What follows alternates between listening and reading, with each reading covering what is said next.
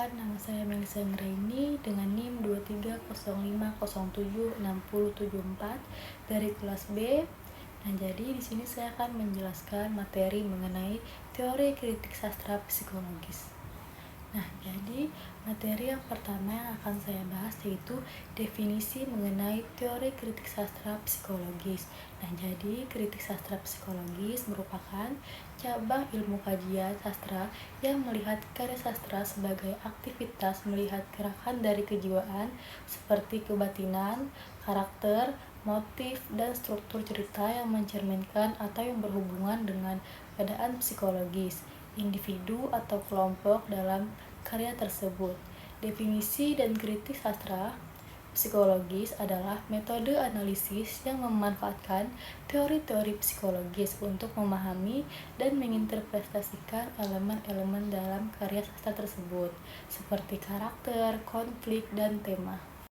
Tujuan dari kritik sastra psikologis tersebut yaitu untuk menggali lebih dalam tentang dinamika psikologis yang ada dalam teks sastra dan bagaimana hal tersebut mempengaruhi atau dipengaruhi oleh perilaku dan kejiwaan karakter. Karya sastra sendiri memiliki arti karya cipta yang berisi permasalahan yang ada di lingkungan sekitar atau permasalahan yang dialami oleh pengarangnya.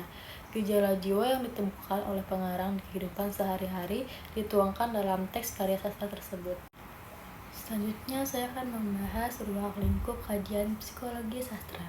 Nah, jadi ketika kita meneliti kajian psikologi sastra, objek kajiannya memiliki 4 konsep pengkajian. Yang pertama yaitu fokus penelitian terhadap psikologi pengarang sebagai tipe atau sebagai pribadi.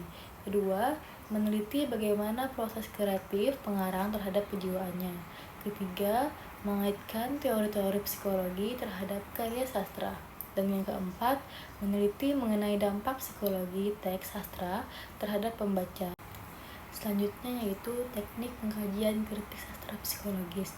Nah, jadi langkah-langkah teknik pengkajian sastra psikologis ini ada 4, yaitu yang pertama pendekatan psikologis. Nah, jadi pendekatan psikologis sastra menekankan kajian keseluruhan baik berupa unsur intrinsik yang memiliki tema, tokoh, penokohan, alur, latar, sudut pandang, amanat, dan gaya bahasa.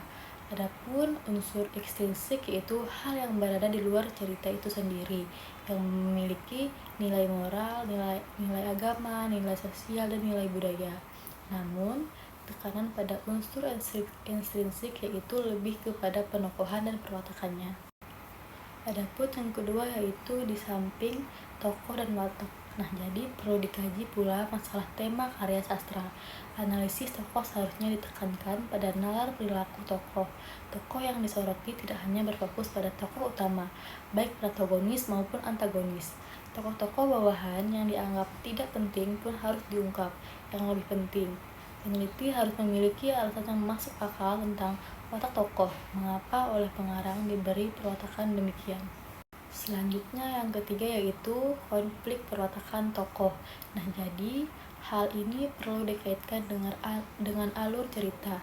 Misalkan saja ada tokoh yang hobi neurosis, halusinasi, gila, dan sebagainya. Struktur karya sastra tetap menjadi pegangan dari awal sampai akhir penelitian. Hal ini untuk menghindari agar penelitian tidak terjebak pada hanya penggunaan teori psikologis. Jika yang terakhir ini sampai terjadi, berarti ini menjadi wilayah penelitian psikologi, bukan penelitian psikologi sastra. Baik, selanjutnya saya akan membahas fungsi kajian psikologi sastra. Nah, jadi fungsi kajian psikologi sastra adalah untuk mengkaji dan memahami aspek kejiwaan yang terkandung dalam karya sastra. Nah, jadi yang pertama yaitu memahami karakter lebih mendalam. Jadi ini memberikan wawasan lebih dalam mengenai motivasi dan konflik internal karakter yang mungkin tidak terlihat jelas dan hanya dengan membaca teks. Yang kedua yaitu menjelaskan perilaku. Nah, jadi ini membantu menjelaskan perilaku dan keputusan karakter dengan menempatkannya dalam konteks psikologi yang lebih luas.